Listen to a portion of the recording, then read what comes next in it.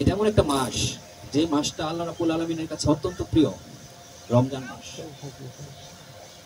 বিসমিল্লাহির রহমানির রহিম।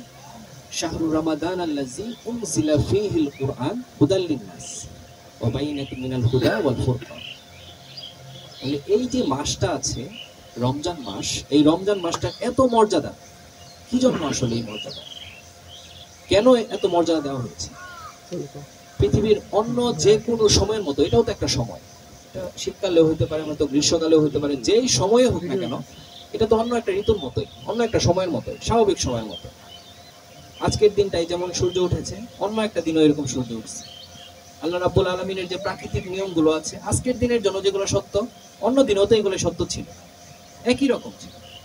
তারপরও আজকের এই দিনটা, আজকের এই মাসটা কেন এত মহিমান্বিত, কেন এত সম্মানিত? আপনারা যদি খেয়াল করে দেখেন যে পবিত্র কোরআন শরীফের যে মোড়ানোর যে গিলাফটা, এই যে আবরণটা, একটা নর্মাল একটা সাধারণ একটা কাপড়, কিন্তু তারপরও সেই কাপড়টা যখন পবিত্র কোরআনকে আমরা সুন্দর করে মুড়িয়ে রাখি সেই কাপড়টা দিয়ে, তখন সেই কাপড়ের মর্যাদাটা কেমন বেড়ে যায়? অনেক বেড়ে যায়, অনেক বেড়ে যায় না? তখন সেই কাপড়টা কি করি আমরা, সেইভাবে যখন চুম্বন দেই তখন কাপড়টা সবাই চুম্বন দিচ্ছে, অথচ সেটা একটা সাধারণ কাপড়, সেটা একটা সাধারণ কাপড়, কিন্তু এত মর্যাদা। কেন এত মর্যাদা? কারণ কোরআনের জন্য। এই যে আমাদের আলেম ওলামারা আছে, অনেকে হাফেজ আছে, হাফেজদেরকে আমরা এত মূল্যায়ন করতেছি কেন? সে তো সাধারণ একজন মানুষ, কেন মূল্যায়ন করতেছি? কারণ তার সিনার মধ্যে কি আছে? পবিত্র কোরআন আছে।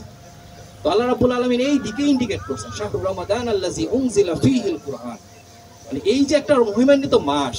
কেন? কারণ এই মাসেই আল্লাহ রাব্বুল আলামিন নাজিল করেছেন পবিত্র কোরআন।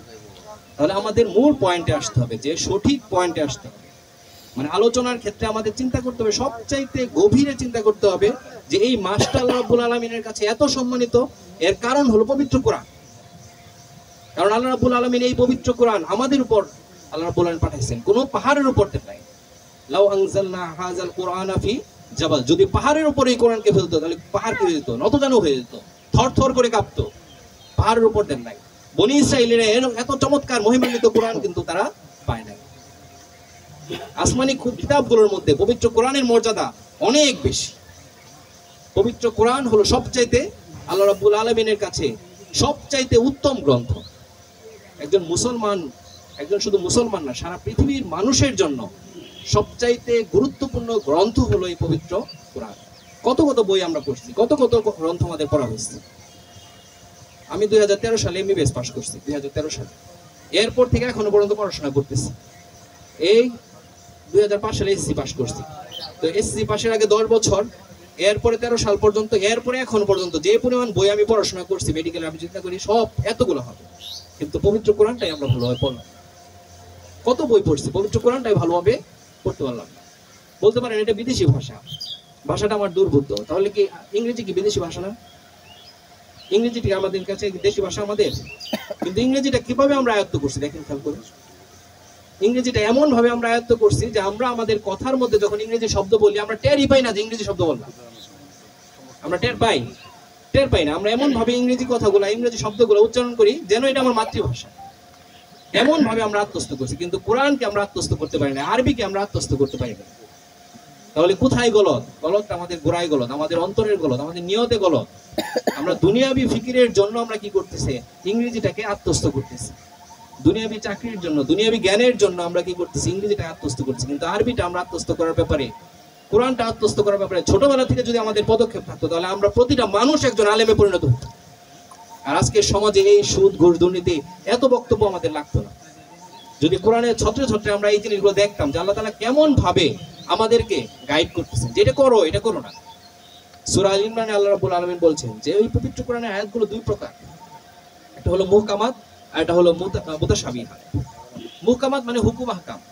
আল্লাহ তাআলার কিছু কিছু আয়াত এমন সুস্পষ্ট যে এটা এই ডান দিকে যাও, এই বাম দিকে যাও না, একবারে সুস্পষ্ট। এই ডান দিকের যে দল আছে এই দলের সাথে তোমরা যাও, এরা সফল কাম। এই বাম দিকের দলের সাথে যাও না, এদের সাথে গেলে তোমরা বিপদগামী হবে। অগ্রগামীরা অগ্রগামী থাকবে, সাবিকুনরা সাবিকুন হয়ে যাবে, সামনে চলে যাও। ইনফিরু বের হয়ে পড়ো, খিফাফা ওয়া সিকালাও, তোমার বোঝা ভারী হোক আর মানে পাতলা হোক, যাই হোক না বের হয়ে পড়ো, আল্লাহর রাস্তায় অভিযানে বের হয়ে পড়ো। যাই আছে তোমার ঘোরা নাই, অসুবিধা নাই, খালি পায়ে বের হয়ে পড়ো আল্লাহর রাস্তায়। মানে আল্লাহ তাআলার নির্দেশগুলো কিছু কিছু নির্দেশ কি সুস্পষ্ট, এগুলো মুহকামাত, আর কিছু অংশ হলো মুতাশাবিহাত। কারণ কি? কারণ হলো ধরেন জান্নাত, জান্নাতে এমন জিনিস আছে যেটা পৃথিবীর কোনো চোখ কোনোদিন দেখে নাই, কোনো অন্তর কোনোদিন কল্পনা করতে পারবে না যে কি আছে সেখানে। আপনি যদি ভালোভাবে চিন্তা করে দেখেন, যে লোকটা জন্মান্ধ, জন্ম থেকেই যে লোকটা অন্ধ, তাকে যদি আমি বলি যে এই যে ফুলগুলো আছে, ফুলগুলোর রং খুব সুন্দর, তুমি হাত দিয়ে ফিল করো, দেখো ফুলগুলোর রংগুলো খুব সুন্দর, সে কি হাত দিয়ে ফিল করে বুঝবে? বুঝবে না। যে লোক কানে শুনে না, তাকে যদি আমি কলমে লিখে দেই সুন্দর করে যে একটা সুন্দর সুমধুর সঙ্গীত হচ্ছে, তাহলে সে কি গানের সেই সুরটা সে বুঝতে পারবে? পারবে না। তাহলে খেয়াল করে দেখেন, যে ব্যক্তিটার যে সেন্স আল্লাহ তাআলা দেন নাই, সেই সেন্স উপলব্ধি করার মতো বিষয় তার মধ্যে, মাথার মধ্যে কোনো সময় সে ধরবে না। জান্নাতে এমন কিছু আবেগ, এমন কিছু অনুভূতি আছে, যে আবেগ অনুভূতিগুলো উপলব্ধি করার মতো ইন্দ্রিয় আমাদের নাই। তাহলে সেক্ষেত্রে আল্লাহ তাআলা কি করছেন? তখন আল্লাহ তাআলা রূপকের আশ্রয় নিয়েছেন। এবং আল্লাহ তাআলা কোরআনে বলছেন যে মাছির মানে উপমা দিতে আল্লাহ তাআলা কি করেন না, দ্বিধাবোধ করেন না। আল্লাহ তাআলা বিভিন্ন উপমা দিয়ে বুঝাইছেন। এটা হলো মুতাশাবিহাত, যে তোমরা বুঝতে পারবে না, তোমাদেরকে আপাতত একটা বোঝাচ্ছি। যেমন বাচ্চাদেরকে আমরা অনেক সময় বুঝাই, সে একটা এমন একটা প্রশ্ন করে বসলো একটা বাচ্চা, যে বাচ্চার সেই প্রশ্নটা তার যে জ্ঞান, সেই জ্ঞানের মাধ্যমে সেই উত্তরটা ধরতে পারবে না সে। তখন আমরা কি করি? কিছু জিনিস তাকে এমনি বুঝাই একটু। সে বলে ফেললো যে পৃথিবীটা কিভাবে সৃষ্টি হয়েছে, তখন তাকে আমি হয়তো একটা এক্সাম্পল দিলাম। আল্লাহ রাব্বুল আলামিন যে ইন্দ্রিয়গুলো আমাদের নাই, তখন সেই বিষয়গুলো বোঝানোর জন্য, জান্নাত জাহান্নাম এগুলো বোঝানোর জন্য বিভিন্ন রকম মুতাশাবিহাত, সংশয়পূর্ণ কিছু আয়াত দিয়েছেন। যে আয়াতগুলোর ব্যাপারে বলছেন যে এগুলোর পিছনে পড়ে থেকো না, যাদের অন্তরে রোগ তারা এগুলোর পিছনে পড়ে থাকে। তারা ক্যালকুলেশন করে যে সর্বনাশ, পুরুষদের 70টা ভোট দিচ্ছে, মহিলাদের কি হবে? তারা এই ধরনের অবান্তর কিছু প্রশ্ন তখন উত্থাপন করে। যাদের অন্তরে রোগ আছে, আর যাদের অন্তরে রোগ নাই, তারা কি করে? মুহকামাত, সুস্পষ্ট যে আয়াতগুলো, সেই আয়াতগুলো অনুসরণ করে। তাহলে আমাদেরকে কি করতে হবে? মুহকামাত আয়াতগুলো অনুসরণ করতে হবে। এই জন্য পবিত্র কোরআনটাকে আমাদের আত্মস্থ করতে হবে। আজকে থেকে আমাদের প্রতিজ্ঞা করতে হবে যে এক বিন্দু হইলেও আমরা কোরআন কিছু না কিছু প্রতিদিন পড়ব। যে তেলাওয়াত করতে পারি না, যে পড়তে পারি না, সে আমরা শপথ করবো যে আমরা কোরআন একটু সহিভাবে পড়ার চেষ্টা করব। সহিভাবে কোরআন পড়াটা অনেক জরুরি। এই মাখরাজগুলো সুন্দরভাবে যদি আয়ত্ত না করা হয়, অর্থ বিকৃত হয়ে যায়। অর্থ বিকৃত হয়ে গেলে কি হয়ে যাবে? অর্থগুলো বিকৃত হয়ে গেলে আমরা কি করব? গুনাহগার হয়ে যাব। এই জন্য আমাদের অবশ্যই অবশ্যই সহিভাবে কোরআন তেলাওয়াত শিখতে হবে। যারা আমরা কোরআন এখানে পারি না, আমরা শপথ করি যে আল্লাহ যদি তৌফিক দেয়, আল্লাহ যদি হায়াত দেয়, আমরা ইনশাআল্লাহ কোরআনটা সহিভাবে তেলাওয়াত করার চেষ্টা করব। আর যারা আমরা তেলাওয়াত পারি, আমরা চেষ্টা করব অর্থটা একটু পড়ার জন্য।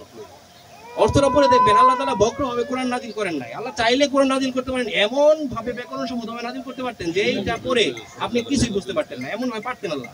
কিন্তু আল্লাহ তাআলা এটা করেন নাই। আল্লাহ বক্রতা রাখেন নাই এটাতে। আল্লাহ বলছেন এটাতে বক্রতা রাখা হয় নাই, একবারে সোজাসুজি মেসেজ দেওয়া হয়েছে, ক্লিয়ার কাট মেসেজ।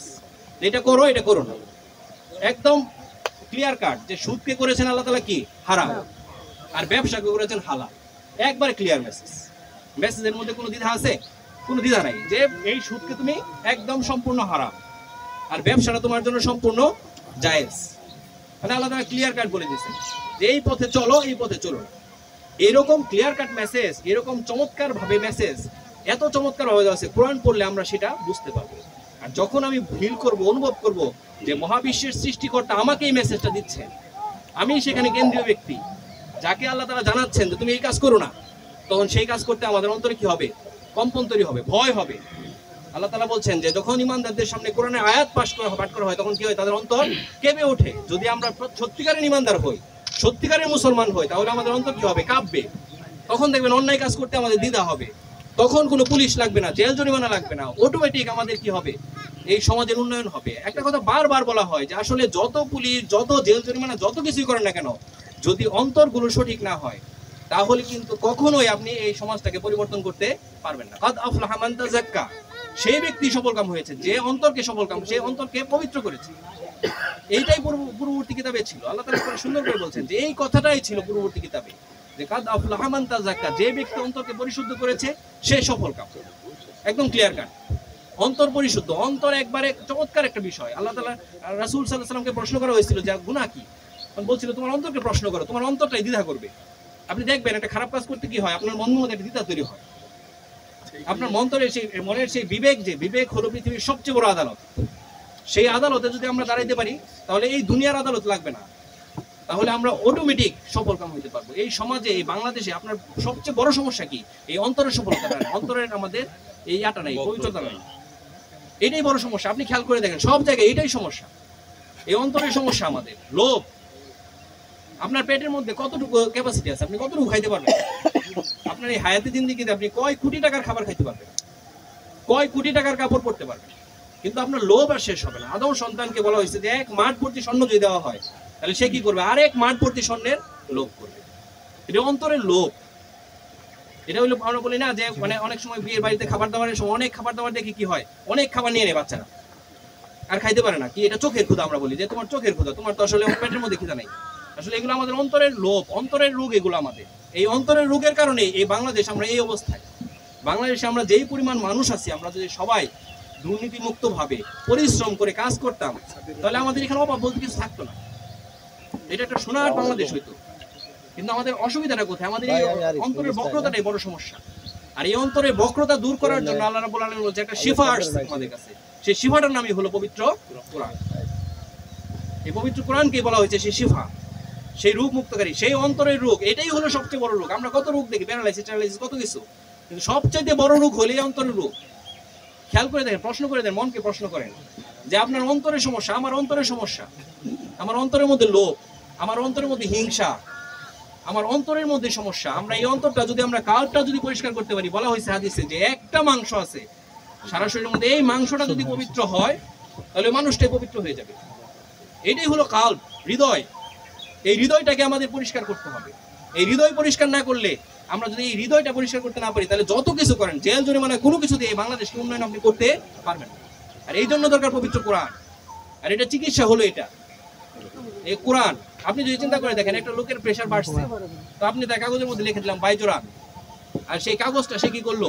পানিতে ভিজে ভিজে সেই কাগজটা সে খাইলো। তাহলে বাইজোরাম একটা প্রেশারের ওষুধ, এই ওষুধটার কাগজটা সে পানিতে ভিজে ভিজে যদি ওষুধটার কাগজটা যদি খায় তাহলে কি তার মৃত্যু হবে? ওষুধটা নাকি খাইতে হবে। আমরা যেটা করতেছি, তাবিজ বানাচ্ছি, তাবিজ বানিয়ে রাখতেছি, অথবা কোরআনটাকে খুব সুন্দর করে উপরে রাখতেছি, না এটা আমরা একবারে ধরবো না, ছুবো না, একবারে উপরে রেখে দিচ্ছি, সম্মান করে রেখেছি, কিন্তু এটার মধ্যে কি বাণী আছে, কি মেসেজ আছে সেটা আমরা দেখলাম না। একটা গাড়ির ড্রাইভার, সে কি করলো? ড্রাইভিং যে ম্যানুয়াল, সেই ম্যানুয়ালটাকে খুব সম্মান করলো, এই ম্যানুয়ালটাকে সে একবারে সুন্দর করে মুনায় উপরে রেখে দিল।